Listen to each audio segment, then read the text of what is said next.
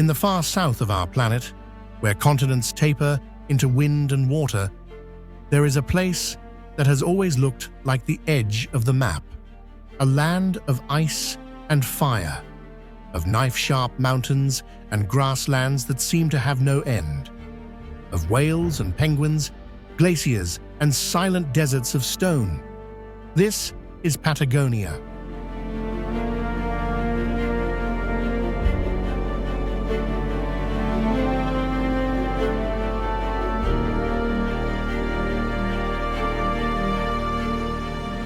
For travelers, Patagonia is more than a destination. It is a dream, a promise that somewhere, far away from crowded airports and busy city streets, the world is still wild.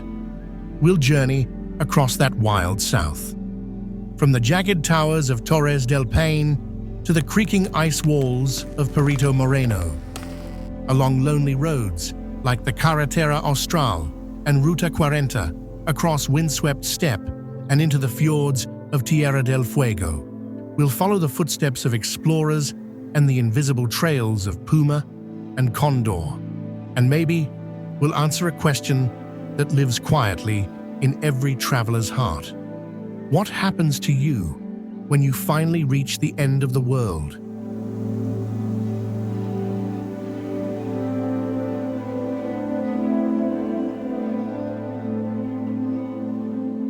Patagonia is not a country.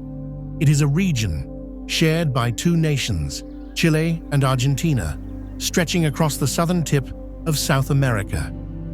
To the west, the Andes rise like a broken spine, their peaks carrying glaciers, lakes, and dripping temperate rainforests. To the east, those same mountains fall away into dry tablelands and endless steppe, sloping gently down towards the Atlantic Ocean. Here, the weather is a character in its own right. Fierce westerly winds sweep in from the Pacific, racing over the Andes, scouring the plains. Mean annual temperatures hover between 4 and 13 degrees Celsius, but a Patagonian day is famous for holding 4 seasons at once: sun, snow, rain, and rainbow in a single afternoon. For travelers, that means one thing: Patagonia never lets you forget that nature is in charge.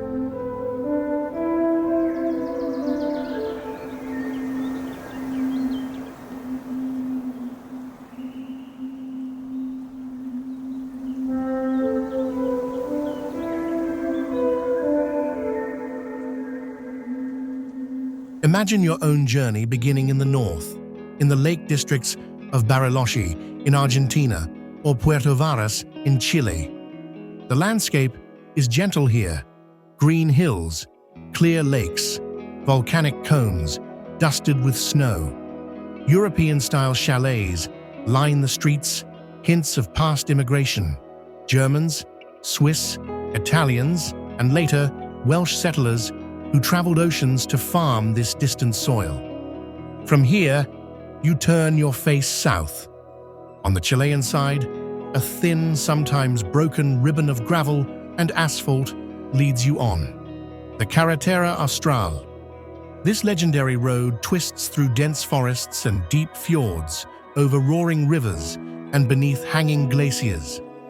On the Argentine side, another legend unfurls: Ruta 40. One of the longest highways in the world, it runs parallel to the Andes, across a vast open steppe where the horizon is a straight line and the sky feels impossibly high. To travel these roads is to understand how big Patagonia is and how small a single human being can feel within it.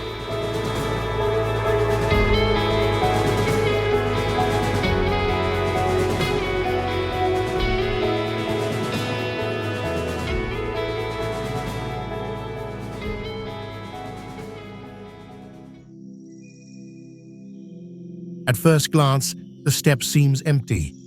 Low shrubs, sparse grasses, a palette of browns, greys, and muted greens under a restless sky. But look closer. A group of guanacos, grazes on a distant slope, wild cousins of the llama, their tawny coats blending into the hills. A rhea, a large flightless bird, runs with head low and wings outstretched, like a prehistoric creature out of time. High above, a shadow circles on the wind, an Andean condor, wings nearly 3 meters across, using thermals to glide without a single wing beat. For people who love to travel, this steppe teaches a quiet lesson. Sometimes, you don't go somewhere for what is there. You go for what is not there. For the space, the silence, the feeling of being far, from noise, from deadlines, from everything that crowds your mind. Out here, the only sound might be the wind on the grass and the ticking of your car cooling after a long drive. You realize, maybe for the first time in years, that you can hear your own thoughts.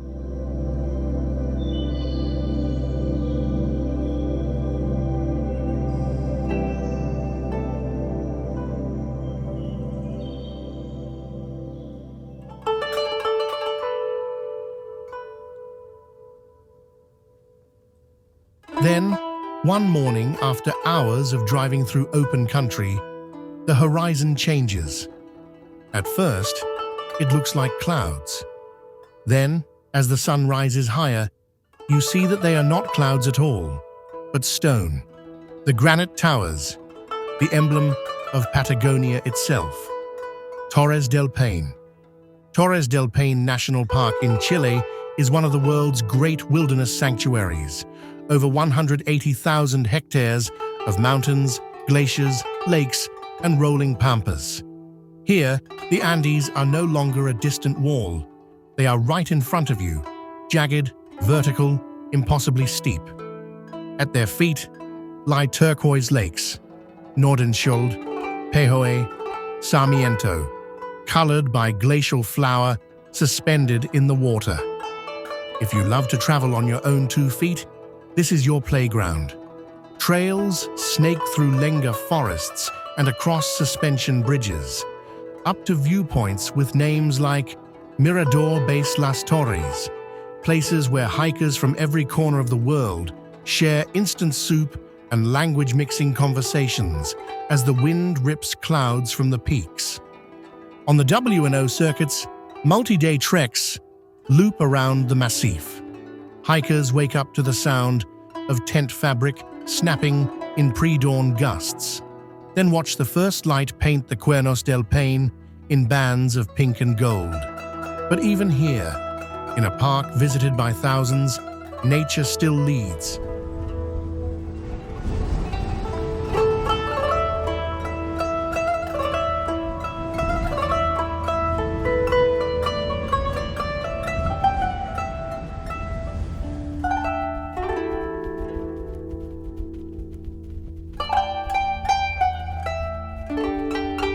Patagonia's charisma is not only in its landscapes, it's in the eyes, watching you from the hills. Torres del Paine is home to a remarkable concentration of wildlife. Around 25 mammal species and 118 bird species reside in or pass through its boundaries. On the open plains, guanacos stand guard, their long necks upright, alert to movement. Foxes trot low to the ground at dusk, ears pricked for the rustle of a mouse. Hares freeze, perfectly still, trusting camouflage more than speed. And somewhere, often unseen, moves the park's most elusive resident, the puma. Torres del Paine is believed to hold one of the highest densities of pumas on Earth. Travelers who rise before dawn and move carefully with local trackers might, if they are lucky, catch a glimpse. A tawny shape, muscular and silent, padding across a ridge. A tail flick, a pause to scan the valley below. In the sky, condors rise like dark kites, symbols of the Andes. Their presence is more than picturesque. They are crucial scavengers, cleaning the landscape of carcasses, cycling nutrients back into the ecosystem. For many visitors, the most powerful memories of Patagonia are not just of standing before famous peaks, but of these quiet encounters with wild lives still following ancient rhythms.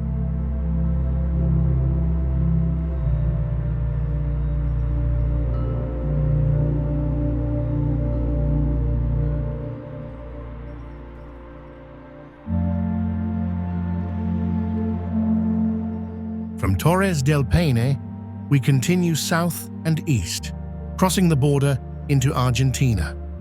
Here, at the edge of the Andes, lies a world of ice, Los Glaciares National Park, a UNESCO World Heritage Site. The park covers more than 4,400 square kilometers, divided between eastern grasslands and western mountains, lakes and snowfields. This is the realm of the southern Patagonian icefield, the third largest reserve of fresh water on Earth, after Antarctica and Greenland. From this great mass of ice flow, dozens of glaciers, each one a slow, grinding river of frozen time. The most famous of them all is Perito Moreno.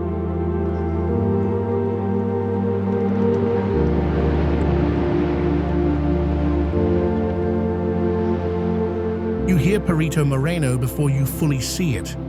A low rumble echoes across Lake Argentino, a sound like distant thunder or a building collapsing far away. Then you come around a bend on the walkways, and the glacier's front wall fills your vision. Perito Moreno is immense. Its ice front stretches for about 5 kilometers across and rises up to 60 to 70 meters above the lake's surface. Its length reaches roughly 30 kilometers back into the mountains.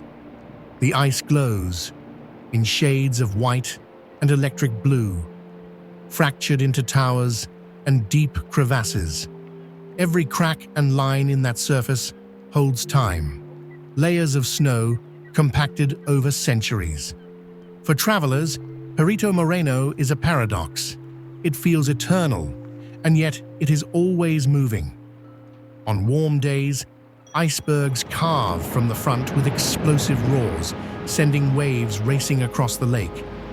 In recent decades, Perito Moreno was often described as remarkably stable, compared with other glaciers in a warming world.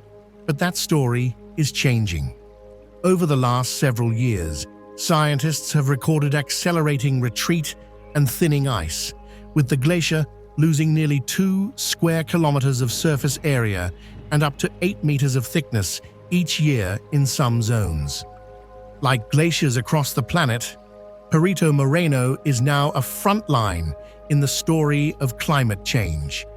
For visitors who love to travel, this can be a confronting moment. You are standing in front of something magnificent and fragile. You feel both privileged to witness it and responsible for what happens next.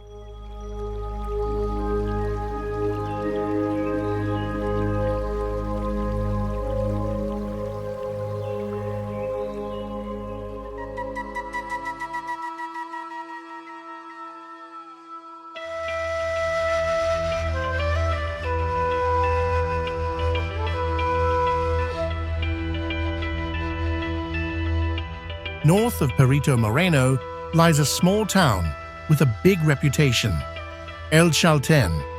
Founded only in the 1980s, this village calls itself the trekking capital of Argentina, and for good reason. From its streets, trails fan out like spokes towards some of Patagonia's most iconic peaks, Mount Fitzroy and Cerro Torre. On clear mornings, Fitzroy glows in the first light, its serrated spires catching pink and orange hues, while the rest of the valley still lies in shadow. Hikers lace their boots and head upward through forests of lenga and nia, past clear streams where you can drink straight from the source, over moraines of loose rock left behind by retreating glaciers. The trails have names now, Laguna de los Tres, Laguna Torre, but they follow ancient paths, routes shaped by ice and water long before humans ever walked here. At the shores of these glacial lagoons, with the peaks towering above and fragments of ice floating at your feet, you feel the scale of the Andes in your bones.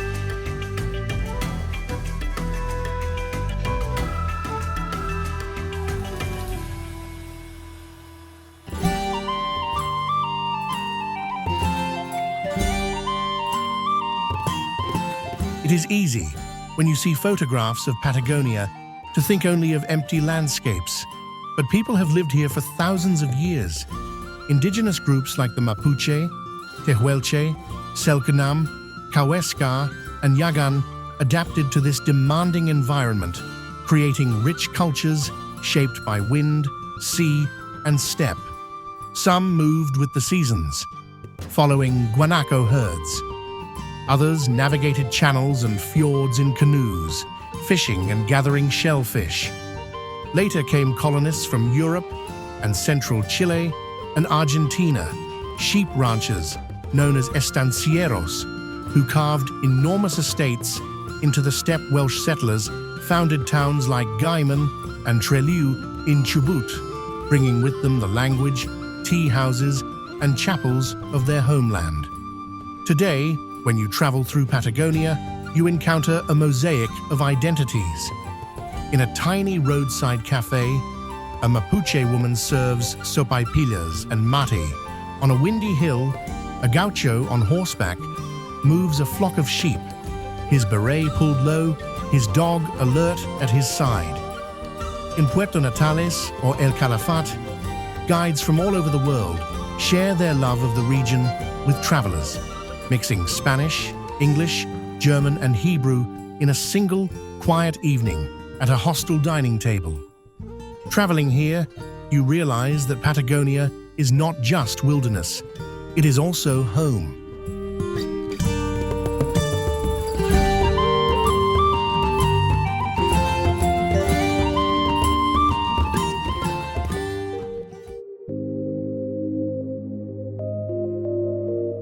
Some journeys are made of destinations, others are made of roads. In Patagonia, 2 roads have become legends whispered among travelers. The first, the Carretera Austral, is Chile's great southern highway. Built in the late 20th century to connect isolated communities, it winds for more than 1,200 kilometers through thick forests, past hanging glaciers, and along deep blue fjords. Ferries carry vehicles across narrow channels. Suspension bridges hum under the weight of trucks and buses. Sometimes the pavement ends, and you feel every stone in the gravel under your tires. On the Argentine side, Ruta 40 mirrors this journey. From Bariloche down to El Calafate and beyond, it rolls across a stark, mesmerizing landscape. The road is long and straight. The wind pushes at your car. The traffic is so light that when you see another vehicle, you feel a small spark of camaraderie. Road tripping here requires patience, long distances between gas stations, unpredictable conditions, a willingness to accept delays. But that's part of the appeal. For those who love to travel, Patagonia's roads offer something rare: space to think.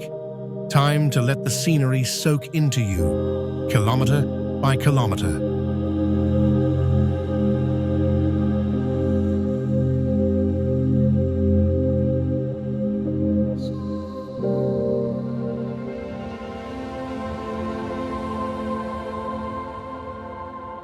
Patagonia is not only mountains and steppe, it is also a kingdom of water.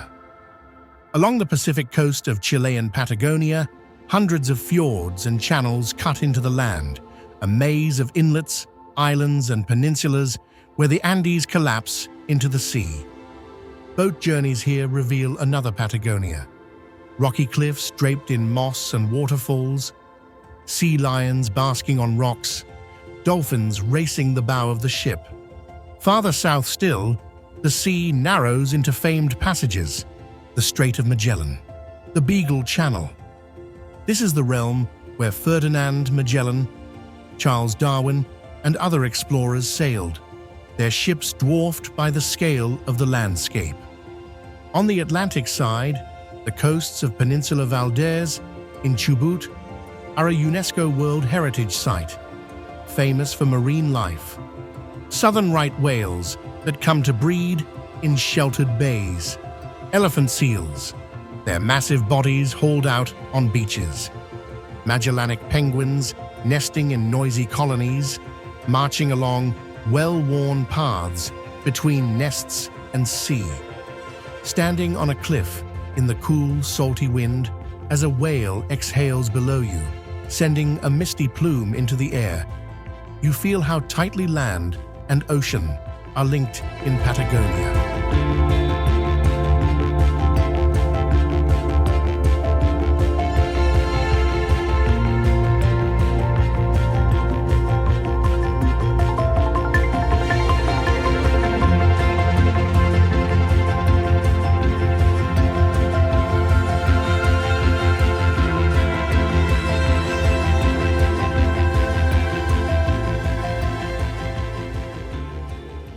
Keep going south, and the continent breaks apart into islands.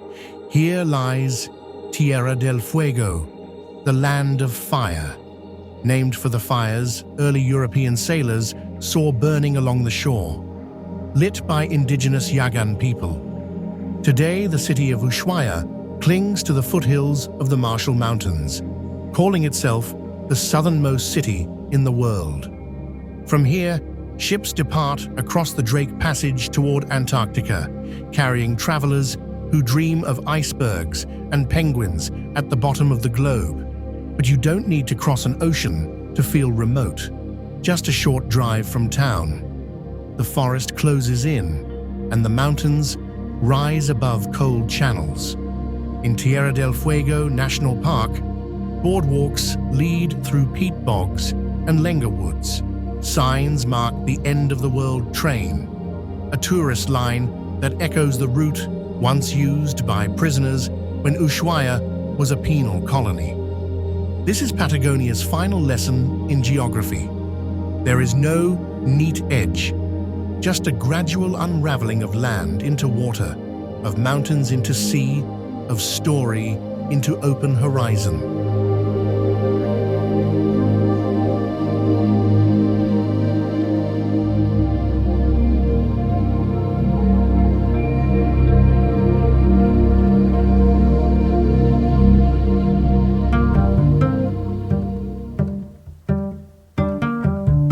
For most travelers, the question always comes, when should I go? In summer, December through February in the Southern Hemisphere, days are long. In some places, the sun lingers for 16 hours or more. Trails are mostly free of snow. Ferries and buses run more often. Towns are lively with visitors. But summer also brings strong winds and crowds in the most famous parks. In autumn, the lenga forests burn red and orange. In winter, snow falls low, and the steppe takes on an otherworldly stillness. Some routes close, but wildlife tracking becomes easier, and the sky on a clear night explodes with stars. Spring brings wildflowers, lambs in the estancias, and the return of migratory birds. Whichever season you choose, Patagonia asks the same of you. Pack layers, respect the weather, expect the unexpected.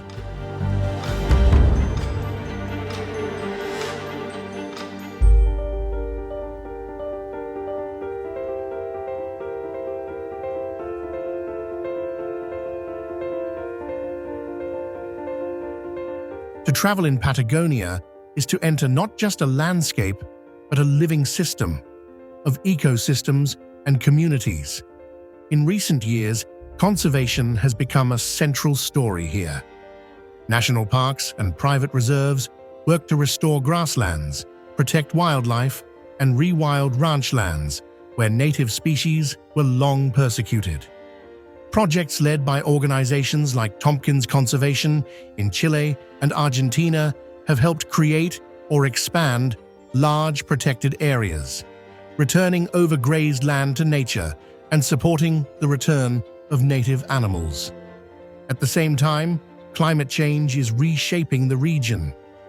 Glaciers like Perito Moreno and smaller ice fields nearby are losing mass at accelerating rates, transformed within a generation. For travelers, this raises an essential question. How can we experience these places without contributing to their decline? The answers are not perfect, but they begin with respect. Stay on trails to protect fragile vegetation. Use refillable bottles, reduce waste, and support operators and lodges that prioritize sustainability. Travel in smaller groups when possible. Give wildlife distance and quiet. Listen to local communities, support their businesses, hear their stories, and recognize their leadership in caring for these lands. When you stand on a viewpoint, camera in hand, remember that you are not just a spectator. You are also a participant in Patagonia's story.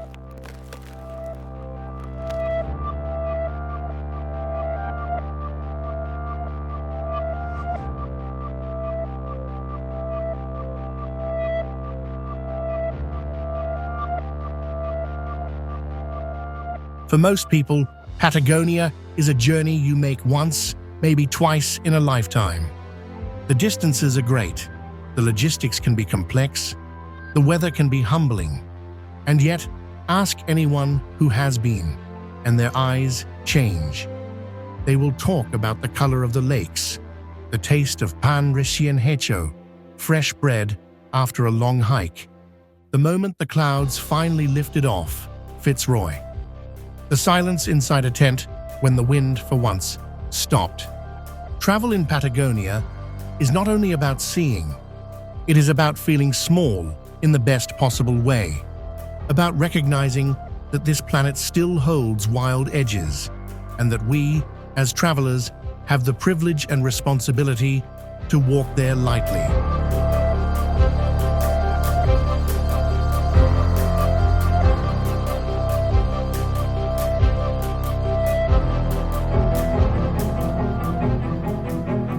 So, what might your own Patagonian journey look like? Maybe you fly into El Calafate, stand before the face of Perito Moreno, and then catch a bus north to El Chalten for days of hiking under Fitzroy's granite pillars. Maybe you start in Puerto Natales, Chile, trekking the W circuit in Torres del Paine, watching the light change on the towers each morning. Maybe you rent a car and drive the Carretera Austral, ferry hopping and camping by rivers so clear you can count every stone on the bottom.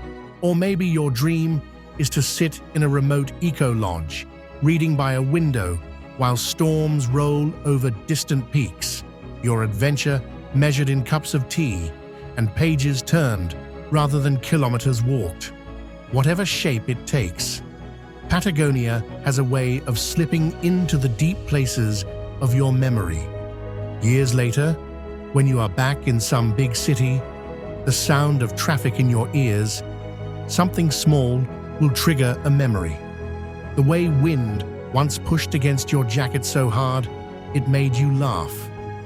The smell of wood smoke and wet wool in a simple mountain refugio. The sight of guanacos silhouetted against a sunset sky. And you will feel it again, that mixture of awe and calm. That sense of having visited the edge of the map and discovered that the edge is not an end, but a beginning.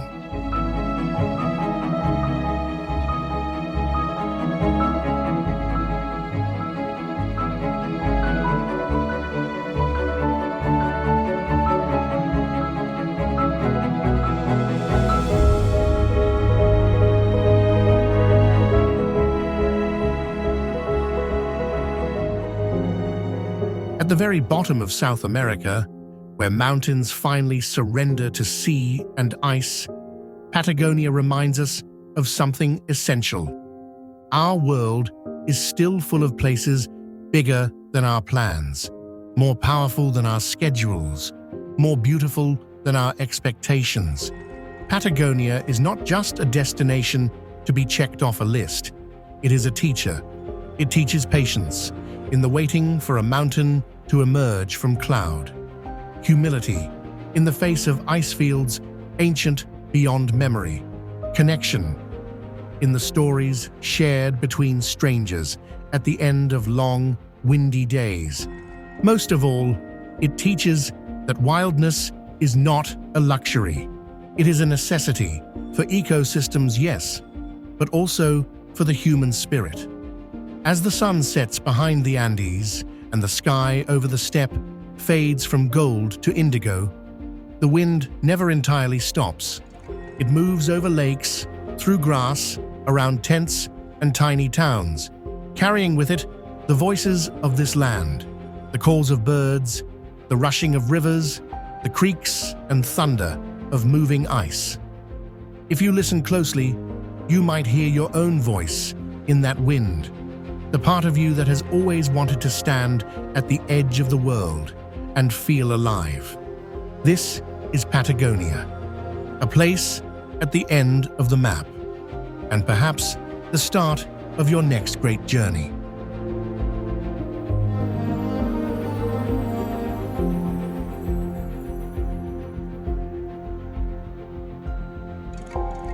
Thanks for watching. Don't forget to subscribe to Wonderlive for more amazing travel destinations, and we'll see you on the next adventure.